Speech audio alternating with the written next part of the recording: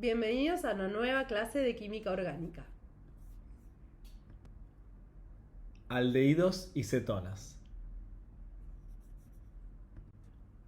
Aquí les dejamos los contenidos que vamos a desarrollar.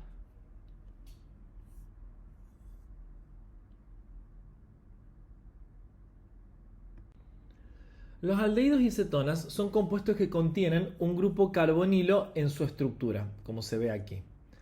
Forman parte de una familia de compuestos que se denominan compuestos carbonílicos. Los compuestos carbonílicos son muy abundantes en la naturaleza y se encuentran en estructuras de moléculas relacionadas generalmente con la vida, como las proteínas, los hidratos de carbono, los lípidos y los ácidos nucleicos. Y también tienen aplicación como reactivos y disolventes, por ejemplo, la acetona, y también en la fabricación de telas, pinturas, plásticos y medicina. Por ejemplo, ahí vemos la penicilina que tiene tres grupos carbonilos. La unión del grupo carbonilo, ¿sí?, a un grupo alquilo, en este caso, o un grupo arilo, forman lo que se denomina el grupo acilo, ¿sí? Estos grupos acilos también van a estar unidos a diferentes sustituyentes dependiendo la familia que pertenezcan estos compuestos carbonilos. Por ejemplo, los aldehídos, el grupo acilo está unido a un hidrógeno. Y en las cetonas, este grupo acilo se une a un grupo R. Este grupo R puede ser también un grupo alquil o un grupo aril o vinil. También hay otros compuestos carbonílicos, que estos los vamos a estudiar en Orgánica 2, que tienen el grupo acilo unido a un oxidrilo o a un éter, ¿sí?, un alcoxi, o a un halógeno, ¿sí?, a un amino o a otro grupo carboxilato. Los primeros, ¿sí?, son las cetonas y aldehídos, son los que vamos a ver ahora, y estos segundos grupos pertenecen a los ácidos y derivados de ácidos carboxílicos. Los vamos a dividir así en función de su reactividad. Los aldehídos y las cetonas, que son los compuestos que vamos a ver en esta teoría, sufren reacciones de adición nucleofílica. Y esto se debe a que el hidrógeno y el grupo R no pueden ser desplazados por nucleófilos. Son bases muy fuertes y por lo tanto son malos grupos salientes. Los ácidos carboxílicos y sus derivados van a sufrir reacciones de sustitución nucleofílica, y esto se debe a que están unidos a grupos que son fácilmente reemplazados por los nucleófilos. Esto es porque son bases más débiles. En los aldehídos y las cetonas, los átomos de carbono y oxígeno se van a encontrar hibridados en sp2, con ángulos de enlace, como ya vimos, de 120 grados. El enlace carbono-oxígeno presenta resonancia y, como el oxígeno es más electronegativo, va a atraer los electrones pi, dejando de esta manera una carga negativa sobre el mismo y una carga positiva sobre el carbono. El doble enlace, ¿sí?, de carbono-oxígeno va a ser similar al de un alqueno, excepto que en el doble enlace carbono-oxígeno, ¿sí?, va a ser un poquito más corto y por ende un poco más fuerte. Sí, acá se ven las diferencias de energía que tienen cada uno. A su vez, el grupo carbonilo se encuentra polarizado, ¿sí?, tiene un dipolo permanente debido a las diferencias de electronegatividades entre el carbono y el oxígeno. Además, los electrones pi son mucho más polarizables. Es por eso que, por ejemplo, el aldehído tienen un dipolo de 2,7 aproximadamente, el acetaldehído, y la acetona, ¿sí?, de 2,9 débiles. Si comparamos los puntos de ebullición de alcanos y éteres con los de las cetonas y los aldehídos de pesos moleculares similares, vamos a ver que en el caso de las cetonas y los aldehídos, estos van a tener puntos de ebullición más altos. Y esto se debe a que son más polares. Al ser más polares, recordemos que van a tener interacciones dipolo-dipolo entre las moléculas que van a hacer que sean más fuertes estas interacciones. Sin embargo, vamos a poder observar que presentan puntos de ebullición que son más bajos que los alcoholes y que los ácidos carboxílicos, obviamente de pesos moleculares comparables. Y esto se debe a que en el caso de los alcoholes y los ácidos carboxílicos, recordemos que forman enlaces de puentes hidrógenos entre sus moléculas. Con respecto a la solubilidad, vemos que las cetonas y aldehídos de bajo peso molecular van a ser solubles en agua o en alcohol, debido a que ellos van a poder establecer puentes hidrógenos con estos solventes. Por eso se hacen solubles en ellos. Recuerden que el agua, tanto el agua como los alcoholes van a ser, donan los hidrógenos, ¿sí? Las cetonas y los aldehídos tienen aceptores de hidrógenos nomás. Es por esto que entre las moléculas, entre ellas, no pueden formar puente de hidrógeno, pero con solventes próticos sí. Además, cuando la cadena hidrocarbonada va creciendo, y generalmente a partir de los 6 átomos de carbono, estos compuestos se vuelven insolubles en agua debido a que crece mucho la parte hidrofóbica o no polar y se vuelven más solubles en solventes no polares.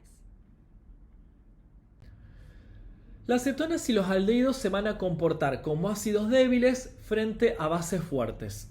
La sustracción de los hidrógenos alfa, o sea de los hidrógenos que están unidos al carbono adyacente al grupo carbonílico, va a conducir a la formación de lo que se conocen como iones enolatos. Estos iones enolatos son muy estables y esto lo podemos observar a partir de sus estructuras de resonancia, que son estructuras especialmente estables, en donde podemos ver que todos los átomos van a tener octetos completos y la carga negativa está sobre un átomo de oxígeno, que es el átomo más electronegativo. El carbono, esto recordemos que el carbono que está directamente unido al grupo carbonilo se va a llamar carbono alfa. Y el hidrógeno que está unido a este carbono alfa se llama por ende hidrógeno alfa. El pK de los aldehídos y las cetonas está alrededor de 16 a 20. Son suficientemente ácidos. Esto es debido a que la base conjugada, que sería el anión enolato, está estabilizado por resonancia.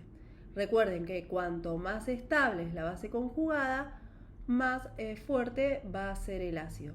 Por ejemplo, si lo comparamos con un alcano, ¿sí?, en donde los carbonos están todos hibridados sp3 y tienen la misma electronegatividad, al liberar un hidrógeno, ¿sí?, generaría un carbanión. Este carbanión con carga negativa sobre el carbono. Esa carga negativa en un alcano estaría concentrada localizada en este átomo de carbono, y eso lo haría muy inestable. Y al ser inestable la base conjugada, va a tender a tomar rápidamente un protón. Es por esto que los alcanos, ¿sí?, tienen pK de mucho más grandes, de más de 60, al comparación de los aldehídos y cetonas, que es de 16 a 20. Los aldehídos y las cetonas se van a encontrar en un equilibrio tautomérico con su forma enólica. Los tautómeros son isómeros que se van a diferenciar en la posición de un hidrógeno y del doble enlace. La interconversión de la forma ceto a la forma enólica, que la vamos a conocer como enolización, se puede ser catalizada en medio alcalino o en medio ácido y tenemos que tener en cuenta que es reversible. Ahora veamos el mecanismo del medio ácido.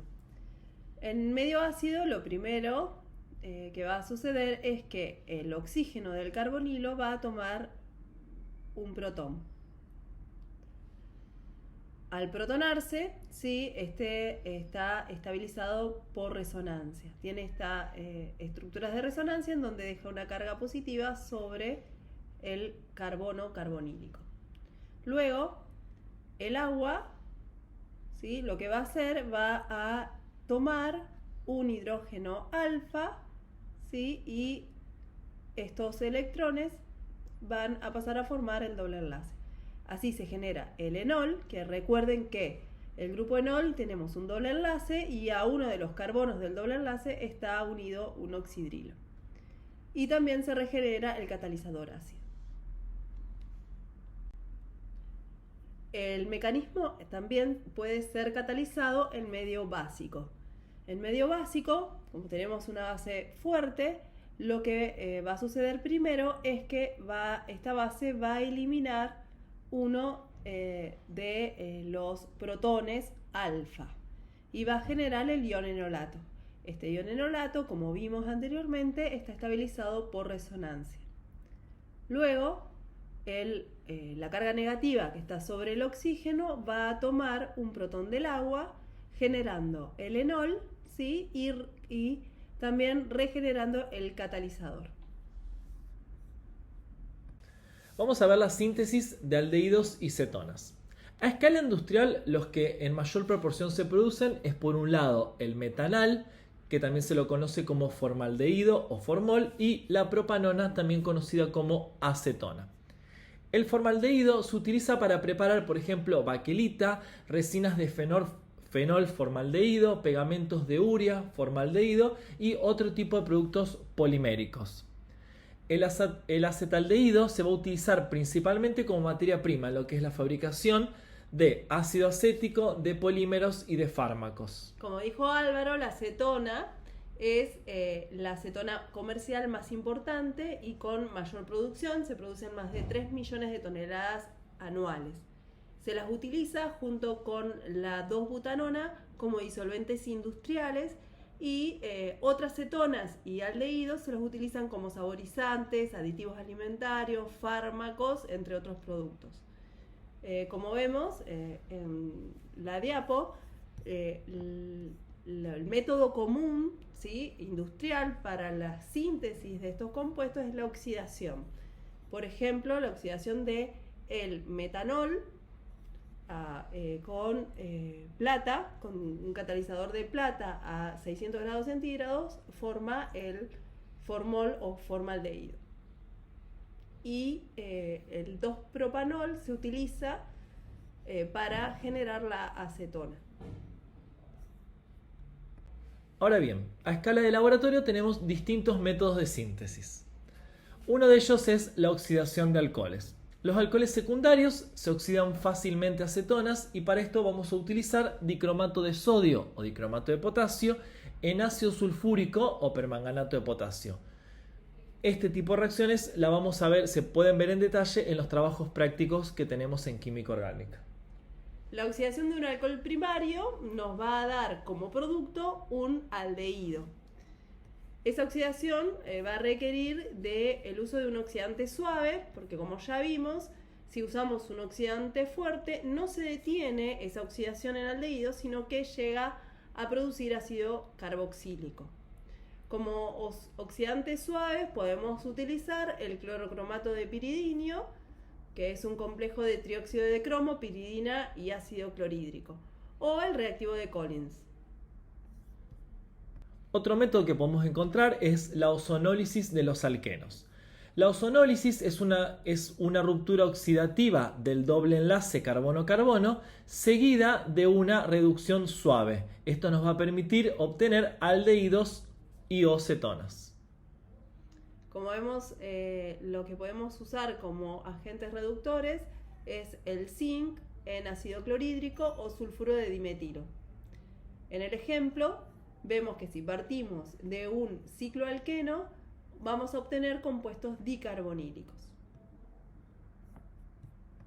Este método de hidratación de alquino terminal catalizada por mercurio en medio ácido ya lo vimos en la teoría de alquinos, ¿sí?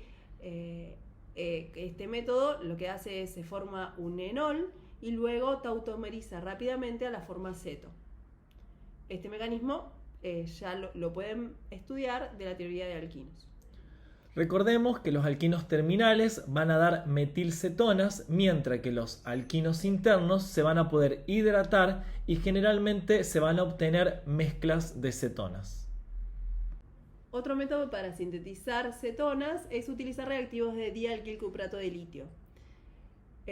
Como ya vimos, los reactivos de Grignard y organolitio se van a adicionar a los cloruros de ácido para formar cetonas. Pero esta cetona formada también puede reaccionar con otras moléculas de reactivo de Grignard y organolitio, y es más, con una velocidad similar o mucho más aumentada, para formar alcoholes terciarios. Entonces, para poder detener, no vamos a poder detener la reacción en una cetona. Para ello, utilizamos el dialquilcuprato de litio. Este reactivo va a reaccionar mucho más rápido con el cloruro de ácido que con la cetona que se está formando. El dialquilcuprato de litio, o también conocido como reactivo de Gilman, va a transferir uno de sus grupos alquilo a un cloruro de ácido. Esto es una reacción de sustitución nucleofílica del acilo. De esta manera se elimina un cloruro y se genera una cetona. El mecanismo específico de esta reacción la vamos a estudiar recién en Orgánica 2. La acilación de Friedel-Crafts es un método que es excelente para poder obtener cetonas aromáticas, alquilarilcetonas o diarilcetonas. Se debe utilizar un ácido de Lewis, ¿sí?, como el tricloruro de aluminio, como catalizador para que se lleve a cabo esta reacción. Esta es una reacción de sustitución electrofílica aromática en donde uno de los hidrógenos del anillo de benceno se sustituye por un grupo acilo. Este mecanismo lo vamos a estudiar en la teoría de compuestos aromáticos. También vamos a poder obtener aldehídos a través de la reducción de los cloruros de ácido correspondientes. Los agentes reductores fuertes, como el hidruro de aluminio litio, va a reducir al cloruro de ácido a aldehído y luego va a pasar a un alcohol primario. Para detener la reacción en el aldehído, tenemos que utilizar un hidruro de triterbutoxi aluminio y litio, que es un hidruro de litio y aluminio modificado que hace que sea más suave y selectivo el reactivo, reduciendo solamente el cloruro de ácido hasta aldehído. La reactividad de los aldehídos y las cetonas va a estar dada por la electronegatividad que tiene el oxígeno. Esta electronegatividad del oxígeno va a polarizar el doble enlace carbono-oxígeno, dejando al carbono con una densidad de carga positiva y al oxígeno con una densidad de carga negativa. Esto lo va a convertir en un grupo muy electrofílico. El carbono electrofílico va a ser susceptible al ataque por parte de un nucleófilo. Esto va a hacer que estos tipos de compuestos van a participar en lo que se conocen como las reacciones de adición nucleofílica. La electronegatividad del oxígeno, también como ya vimos, aumenta la acidez de los hidrógenos alfa. Recuerden que los hidrógenos alfa están unidos al carbono alfa, es decir, al carbono que está adyacente al carbono del grupo carbonilo. Estos hidrógenos alfa pueden ser sustraídos por una base formando un ion enolato. Recuerden que el ion enolato está estabilizado por resonancia. Este ion enolato va a participar en una serie de reacciones que la vamos a estudiar en Química Orgánica 2. Vamos a ver el mecanismo general que tiene la adición nucleofílica al grupo carbonilo. En primer lugar, el nucleófilo va a atacar el carbono carbonílico, que es el electrófilo en este caso. El carbono carbonílico, recordemos que está hibridado de Sp2 y es plano, por ende el ataque se va a producir desde cualquiera de los dos lados del doble enlace. Cuando un nucleófilo ataca, cuando un nucleófilo va a atacar el átomo de carbono, pasa de tener una hibridación sp2 a una hibridación sp3. Los electrones del enlace pi van a ser desplazados hacia el átomo de oxígeno y se va a formar un anión alcóxido. Posteriormente, este intermediario se va a protonar para dar lugar al producto de adición nucleofílica.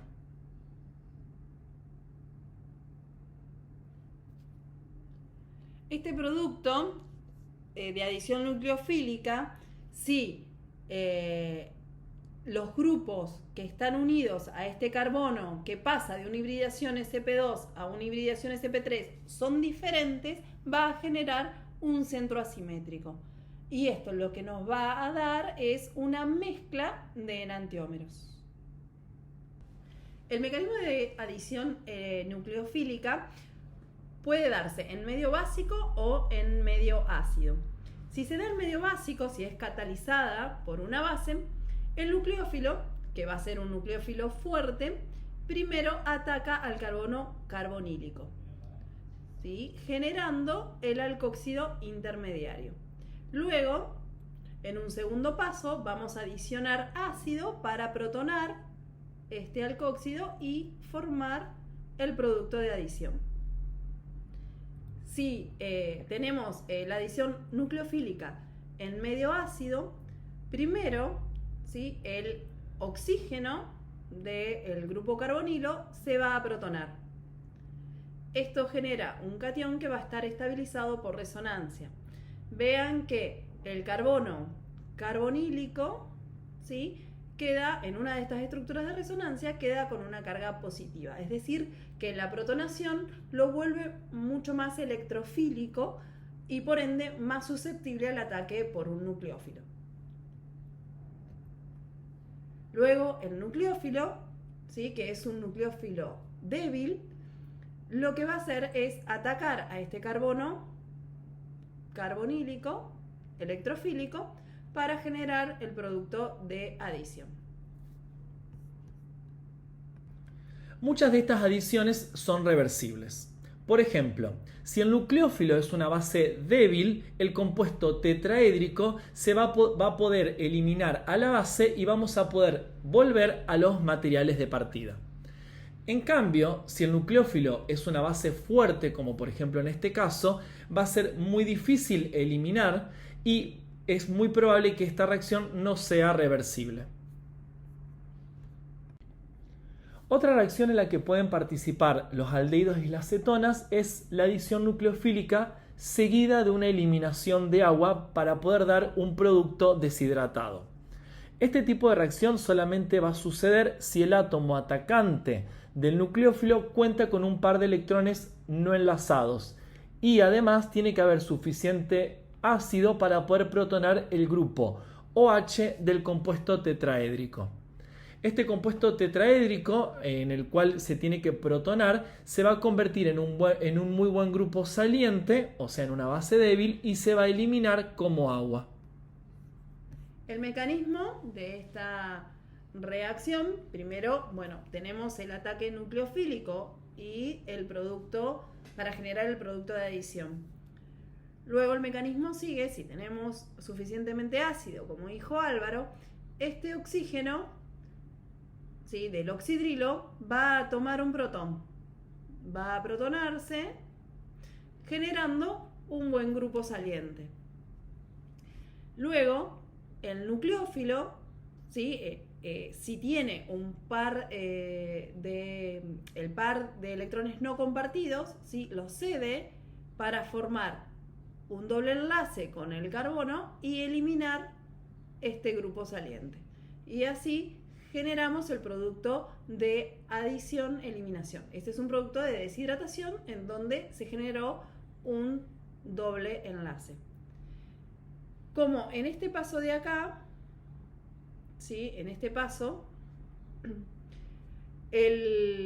como tenemos dos bases, tanto el oxidrilo como el nucleófilo, también tiene un par de electrones no compartidos que puede protonarse. Entonces, se puede protonar el nucleófilo. Si se protona el nucleófilo, se elimina, ¿sí?, y volvemos a el compuesto carbonílico de partida. Ahora, si se protona el oxidrilo, ¿sí?, se elimina como agua y tenemos el producto de eliminación. Estas reacciones, por eso, están en un equilibrio químico. Para desplazar el equilibrio hacia el producto de adición-eliminación, podemos eliminar el agua que se va formando. O el producto de adición-eliminación que también se va formando, así lo podemos desplazar hacia los productos. Vamos a comparar la reactividad de los aldehídos y de las cetonas. En general, los aldehídos van a ser más reactivos que las cetonas y esto se va a deber principalmente a dos factores. Por un lado, por un factor electrónico en donde en los aldehídos el carbono carbonílico es mucho más deficitario electrónicamente, por ende es un electrófilo mucho más fuerte. Y esto se debe a que tiene un solo grupo R que es dador de electrones, o sea, un solo grupo R con efecto más I. En las cetonas, como vemos, hay dos grupos R dadores de electrones. Y esto lo que hace, al donar densidad electrónica, disminuir la densidad positiva, ¿sí?, la carga positiva parcial de este carbono. O sea que me va a disminuir la electrofilicidad y por ende lo va a hacer menos reactivo. Otro factor también es el factor estérico. Cuando se produce la adición del nucleófilo a un compuesto carbonílico, lo que cambia es que un carbono sp2 que tiene como ángulo de separación entre los grupos o ángulo de enlace de 120, forma un compuesto tetraédrico en donde el ángulo de separación cambia, ¿sí?, se reduce a 109,5. Entonces, para un aldehído, ¿sí?, que tiene, es mucho más estable el compuesto tetraédrico porque tiene uno de sus grupos, es un hidrógeno, y tiene menor impedimento estérico. En cambio, en una acetona, al tener dos grupos R voluminosos, van a haber un efecto estérico que va a desestabilizar a lo va a hacer más inestable a este compuesto tetraédrico. Cuanto más voluminosos sean los grupos R en las cetonas, menos reactivas van a ser a la adición. Vamos a ver las reacciones que sufren los aldehídos y las cetonas. Por empezar, vamos a ver la adición de agua, o sea, la hidratación. En solución acuosa, una cetona o un aldehído van a estar en equilibrio con su hidrato, o sea que es con un diol geminal. En la mayoría de las cetonas, el equilibrio va a estar desplazado hacia la forma ceto sin hidratar, y esto se debe a lo que ya explicamos anteriormente, al impedimento estérico. Para los aldehídos en general, el equilibrio, ¿sí?, la constante de equilibrio es cercana a 1. Y para el formaldehído, donde el formaldehído tiene dos hidrógenos, ¿sí?, la constante es de 2000 más o menos, y por eso el equilibrio se va a encontrar desplazado hacia el hidrato. Vamos a ver ahora el mecanismo de hidratación. La hidratación se va a poder producir en medio ácido o en medio básico. Vamos a ver ahora cómo se produce en medio básico. En principio, el OH, que va a ser un nucleófilo fuerte, va a atacar al carbono carbonílico formando de esta manera un alcóxido. Posteriormente, este alcóxido va a tomar un protón del agua y se va a formar el hidrato. De esta manera, aparte, se va a regenerar el catalizador.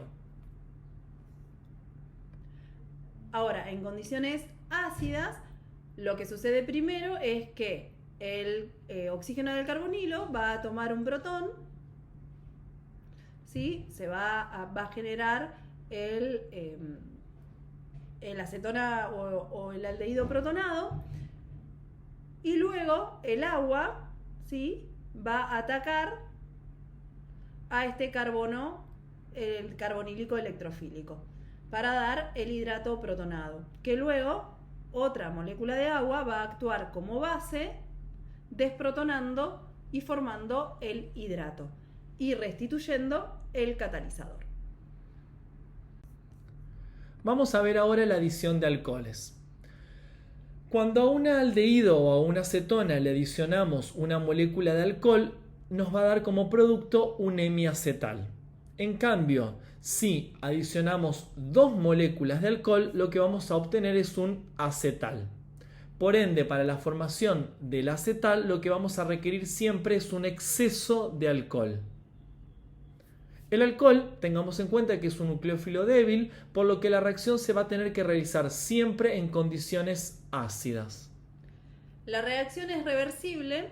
En los aldehídos el equilibrio va a estar desplazado hacia el acetal, mientras que en las cetonas va a estar desplazado hacia los compuestos carbonílicos. Vamos a ver ahora el mecanismo de formación del hemiacetal, o sea, cuando estamos usando una sola molécula de alcohol. Lo primero que va a ocurrir es la activación del grupo carbonilo y esto va a ser mediante una protonación. Para esto es importante que el medio de reacción sea anhidro y aparte utilicemos un ácido sulfúrico o ácido fosfórico concentrado. Posteriormente a esto va a ocurrir lo que es la etapa lenta de la reacción, o sea que es la etapa que va a determinar la velocidad de la misma, y acá lo que va a ocurrir es el ataque nucleofílico del primer equivalente de alcohol al carbonílico. Posteriormente a esto, otra molécula de alcohol va a actuar como base tomando el protón del hemiacetal, protonado obviamente, para dar lugar al hemiacetal. El hemiacetal en este caso es una molécula que tiene carácter dual. Va a tener carácter de alcohol y de éter al mismo tiempo.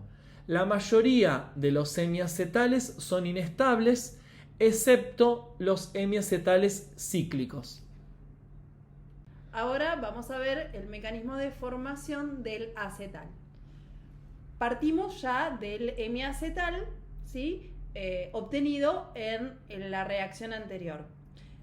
Aquí vamos a tener que esta molécula de hemiacetal se va a protonar, va a tomar un protón, el oxidrilo, si la función alcohol, va a tomar un protón del medio, ¿sí? Protonándose para formar un buen grupo saliente. Luego, ¿sí?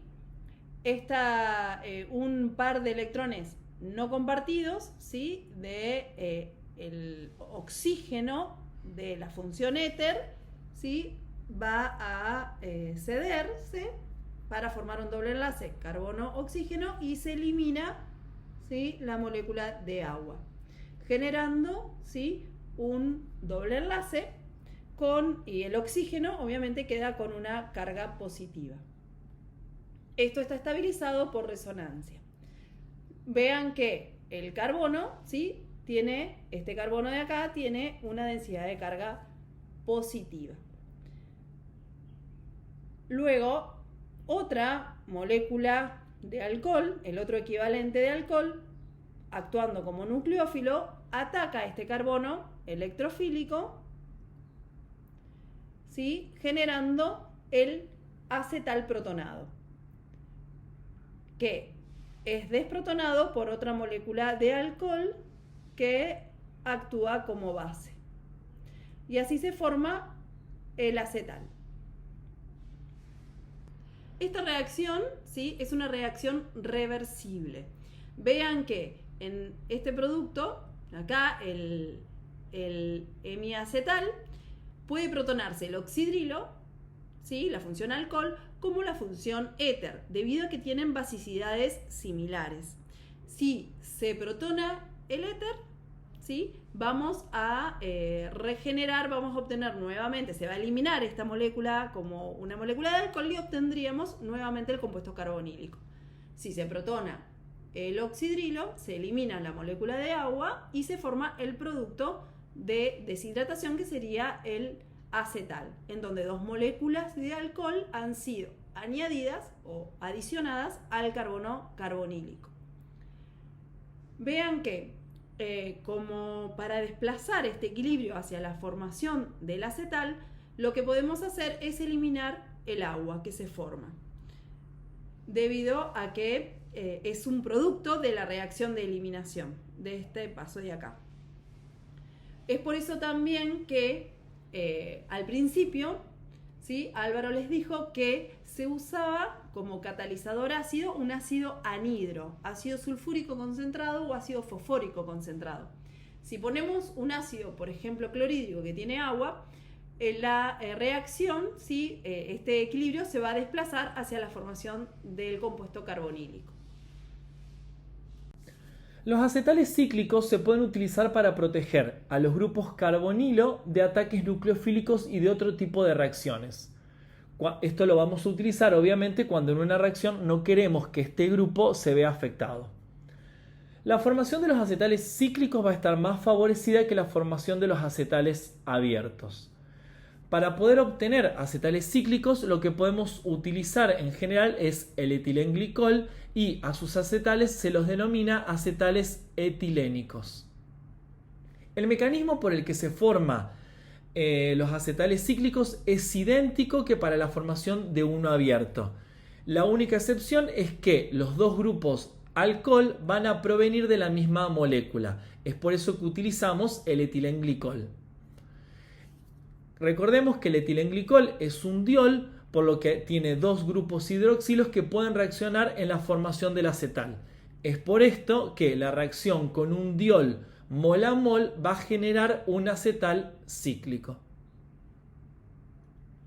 Este acetal cíclico formado con el etilenglicol va a generar un anillo de 5 miembros que es muy estable. Es por esto que se utiliza tanto el etilenglicol. La importancia biológica que tiene esta reacción es que los hidratos de carbono, o sea, los azúcares, se encuentran en el organismo como formas acetálicas, ¿sí?, o hemiacetálicas. Los azúcares son polihidroxicetonas o polihidroxialdehídos, por lo que van a tener una función aldehído o cetona y la función alcohol en la misma molécula. Es por eso que forman hemiacetales cíclicos, muy estables. Esta reacción de formación de hemiacetales de los azúcares lo vamos a ver en Química Orgánica 2.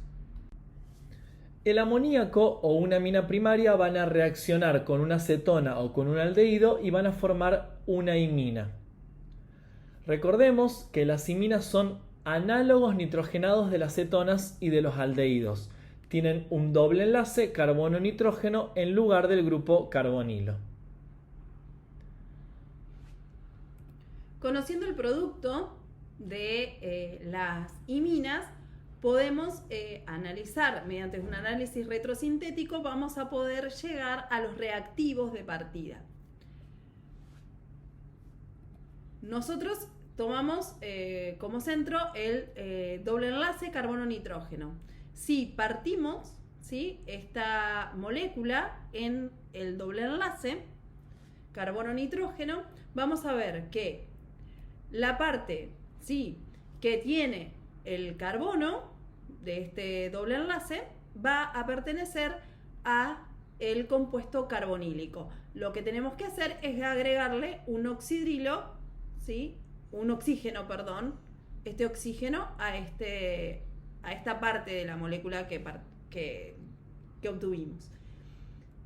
Y la parte del nitrógeno, ¿sí?, que está formando el doble enlace de la imina, va a corresponder a la amina. Y lo que tenemos que hacer es agregarle los dos hidrógenos.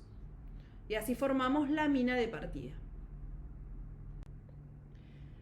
El grupo, digamos, la amina primaria con la que va a reaccionar el compuesto carbonílico puede pertenecer a diferentes compuestos. Es por esto que definimos Z, que Z puede ser, ¿sí?, un hidrógeno. Si es un hidrógeno, estamos partiendo de amoníaco y el producto formado va a ser una imina. Si el Z es un grupo alquilo, vamos a estar en presencia de una amina primaria. Y el producto que se forma es una imina, también conocida como base de Schiff. Si el producto de partida, el grupo Z, tiene un oxidrilo, vamos a partir de una hidroxilamina, ¿sí? La hidroxilamina, ¿sí? El producto, cuando se adicione al doble enlace, se va a llamar oxima. Si el Z es otra amina primaria, estamos en presencia de una hidrazina y el producto se va a llamar hidrazona. Si el grupo Z es una amina también, pero uno de los hidrógenos ha sido reemplazado por un grupo fenilo, estamos en presencia de una fenilhidrazina y el producto va a ser una fenilhidrazona. Y si el grupo Z es una semicarbazida, el producto que se va a generar es una semicarbazona. Vamos a ver el mecanismo general de la formación de las iminas cuando utilizamos una amina primaria. Lo primero que va a ocurrir es el ataque nucleofílico de la amina al carbono carbonílico. Esta amina lo que hace es va a atacar el carbonilo antes de que se protone. Posteriormente, el alcoxio que se forma se va a protonar y seguido de esto, el agua va a tomar un protón del grupo amino que está protonado para dar un intermediario tetraédrico neutro, que lo vamos a llamar, que se llama carbinolamina. Este es el producto de adición. Como la carbinolamina tiene la amina que se adicionó tiene un par de electrones no compartidos, puede dar un producto de eliminación. Entonces, para dar este producto, lo que sucede es que el oxidrilo, ¿sí?, va a tomar un protón del medio, se va a protonar. Luego, ¿sí?, estos dos pares de electrones, el par de electrón no compartido de la amina pasa a formar un doble enlace con el carbono y se elimina una molécula de agua, formando la imina protonada. Luego, el agua lo que va a hacer es desprotonar la amina protonada. ¿Sí? Va a tomar el protón actuando como una base, ¿sí?, generando el producto de adición-eliminación, que es la imina. El pH del medio de reacción tiene que ser levemente ácido y se tiene que controlar con muchísimo cuidado. Tiene que haber suficiente ácido para poder protonar al intermediario tetraédrico para que el grupo saliente sea agua y no el OH. Pero si hay mucho ácido presente, lo que va a ocurrir es que se va a protonar toda la amina reaccionante. Entonces, estas aminas protonadas no son nucleófilos y no van a poder reaccionar con los grupos carbonilo. Entonces, si utilizamos un pH entre 4 y 5, vamos a lograr que se nos protone este intermediario y que no se nos protone esta amina que la necesitamos, no protonada, para que pueda reaccionar. Al igual que los acetales, la reacción de formación de imina es reversible. Esto es debido a que en el intermediario tetraédrico que se forma, la carbinolamina, hay dos grupos que pueden protonarse y eliminarse. En primer lugar, el oxidrilo puede protonarse, ¿sí?, y eliminarse como agua, dando la imina, pero también el grupo amino, ¿sí?, que se adicionó, puede protonarse, eliminarse y dar el producto de partida, es decir, el compuesto carbonílico. Como la amina es mucho más básico que el oxidrilo, vamos a tener una mayor proporción de amina protonada. Entonces, el equilibrio va a tender a ir hacia el compuesto carbonílico. Nosotros podemos forzar que el equilibrio vaya hacia la producción de aminas eliminando la molécula de agua, ¿sí?, que se forma de la eliminación. o por precipitación de la imina. Esto hace que salga del medio de reacción y por ende el equilibrio se va a desplazar hacia este producto. Si partimos de una amina secundaria, lo que se forma es una enamina, o sea que esta es una amina terciaria alfa-beta insaturada. La reacción va a requerir la presencia de trazas de un catalizador ácido. Ahora a continuación vamos a ver el mecanismo. El mecanismo es muy similar, ¿sí?, a la formación de la imina. Tenemos primero el ataque nucleofílico de la amina al carbono carbonílico para formar el intermediario tetraédrico, que luego toma un protón del agua, ¿sí?, para formar el intermediario protonado, que luego se desprotona con otra molécula de agua actuando como base, formando la carbinolamina. Luego esta carbinolamina se protona en el oxidrilo, ¿sí?, para generar un buen grupo saliente y se forma, ¿sí?, la imina protonada por la eliminación de esta molécula de agua. Ahora bien, hasta acá, ¿sí?, los pasos son iguales a la formación de la imina. Ahora bien, a partir de este paso cambia el mecanismo debido a que en la amina, ¿sí?, en el grupo amino que se incorporó, no hay ningún hidrógeno como para ser eliminado por el agua, ¿sí?, para generar el producto neutro. Es por eso que, ¿sí?, lo que sucede aquí es que el agua va a eliminar, ¿sí?, un protón de un carbono adyacente al carbono de la imina protonada, de esta imina. Y así, ¿sí?, se va a formar un doble enlace carbono-carbono y estos electrones del doble enlace carbono-nitrógeno vuelven al nitrógeno. Y así se forma, ¿sí?, la enamina. La enamina tenemos un doble enlace carbono-carbono y unido a uno de los carbonos de ese doble enlace tenemos a la amina secundaria. El cianuro de hidrógeno se va a poder adicionar a las cetonas o a los aldehídos para formar lo que se conocen como cianohidrinas. Las cianohidrinas son compuestos muy útiles como intermediarios de reacción para la obtención de un montón de compuestos orgánicos. El reactivo para poder generar las cianohidrinas tiene la característica de que se debe preparar in situ y esto se prepara agregando ácido clorhídrico al cianuro de sodio en exceso. El mecanismo para formar estas cianohidrinas es el siguiente. Lo primero que ocurre es un ataque del cianuro al carbono carbonílico. Como el cianuro es un nucleófilo fuerte, va a atacar antes de que se protone el carbonilo.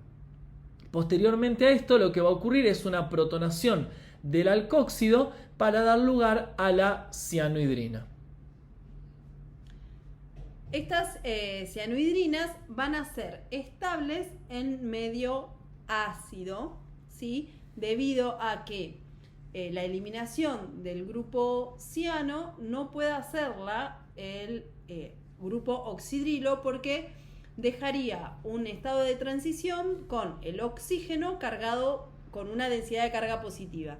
Y esto va a ser inestable debido a que el oxígeno es electronegativo. En cambio, en medio básico, ¿sí?, lo que va a suceder es que se va a desprotonar la cianohidrina generando un alcóxido y este alcóxido sí va a tener la fuerza para eliminar al grupo ciano, debido a que el estado de transición va a tener una carga parcial negativa sobre el oxígeno que es mucho más estable. Entonces vamos a poder obtener nuevamente el compuesto carbonílico. Los reactivos de Grignard se pueden adicionar a los aldehídos y a las cetonas dando lugar a alcoholes.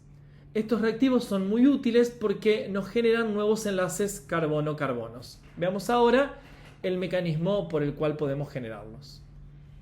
Primero, vamos a hacer un repaso de cómo se generan los reactivos de Grignard. Recuerden que partimos de un halogenuro de alquilo, lo colocamos con limaduras de magnesio en éter para generar este reactivo organometálico, ¿sí? En donde el magnesio se va a unir al bromo y al grupo alquilo, dejando al grupo alquilo con densidad electrónica negativa. Y este va a ser nuestro nucleófilo. Recuerden que el medio de reacción tiene que ser aprótico, porque por eso utilizamos éter como solvente de esta reacción.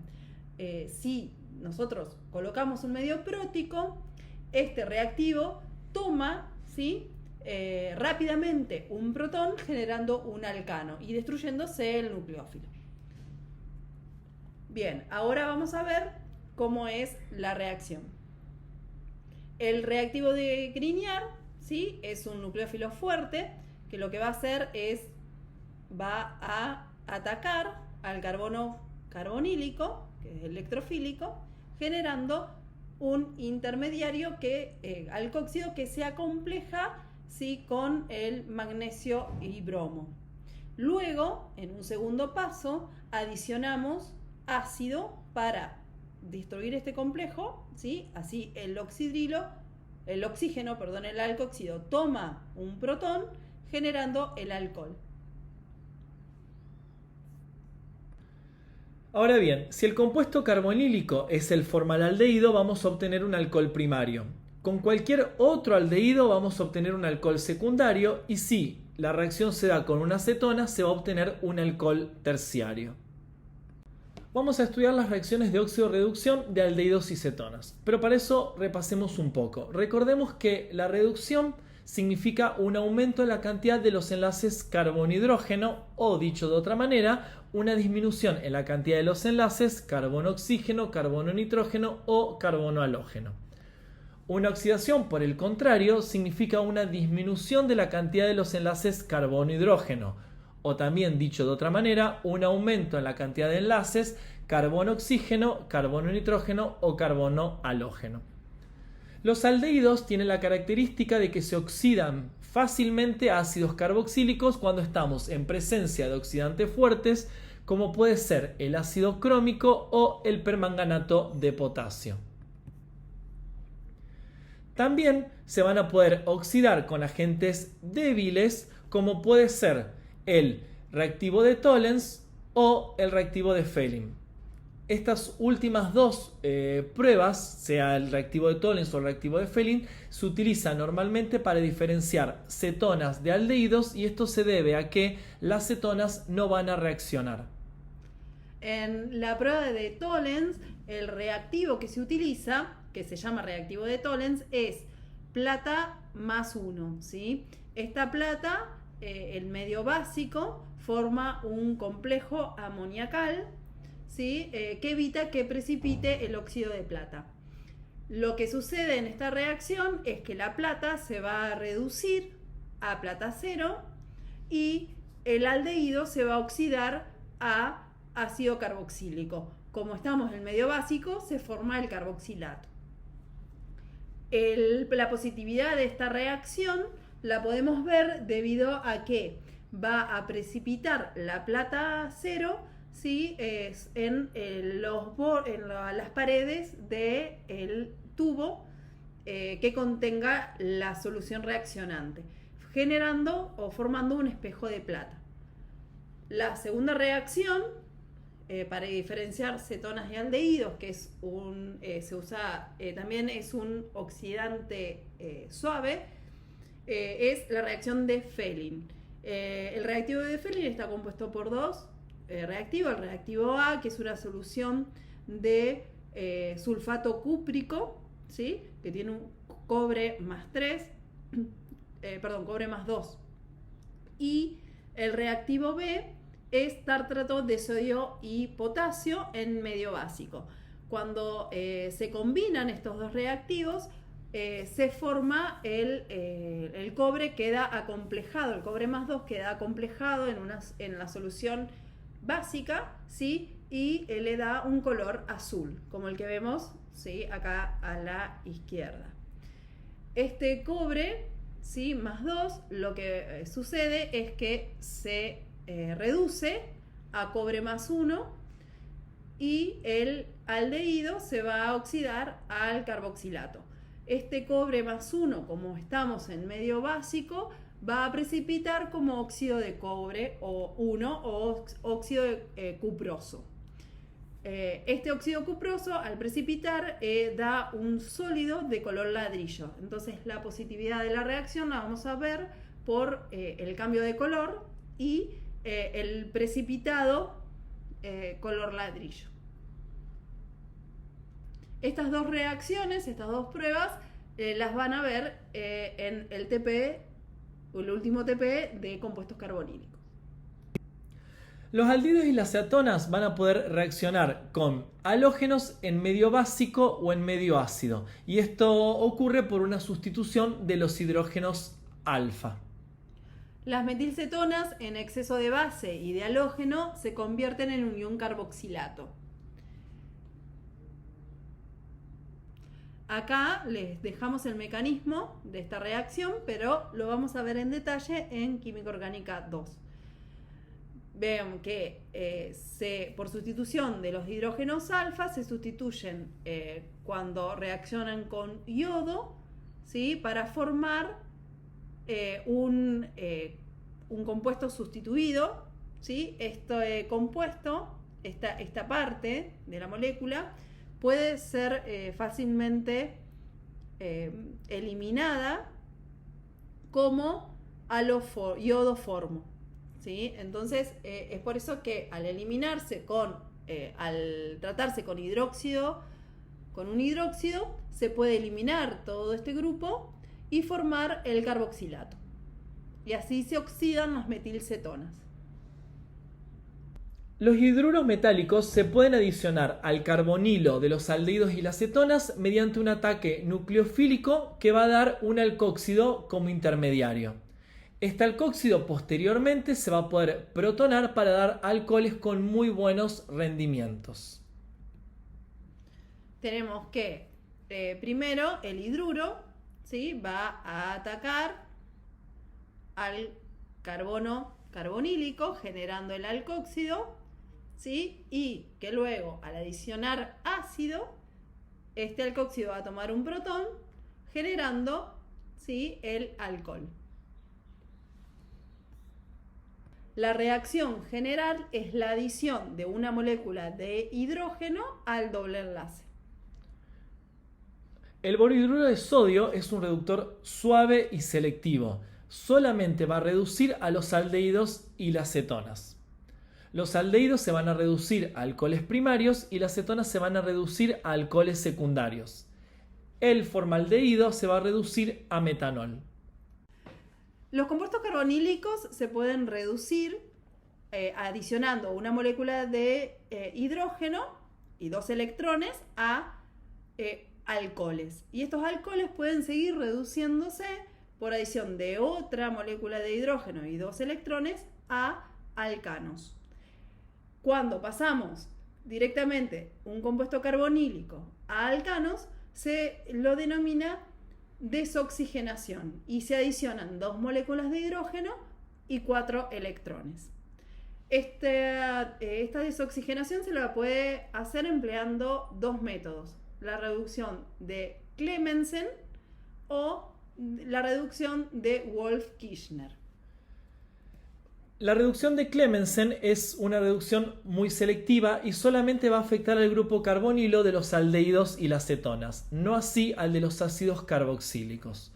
Para este tipo de reducción se va a emplear zinc amalgamado y ácido clorhídrico concentrado. Si lo que tenemos a reducir es una sustancia que es muy sensible al medio ácido, lo que se emplea es la reducción de Wolff-Kishner, que se lleva a cabo utilizando hidracina en medio básico. Reducción de carbonilos alfa-beta insaturados. Estos carbonilos alfa-beta insaturados tienen la característica de que presentan un doble enlace carbono-carbono entre el carbono alfa y el carbono beta. Si utilizamos hidrógeno catalítico, se van a reducir ambos dobles enlaces, el del carbonilo y el del carbono-carbono.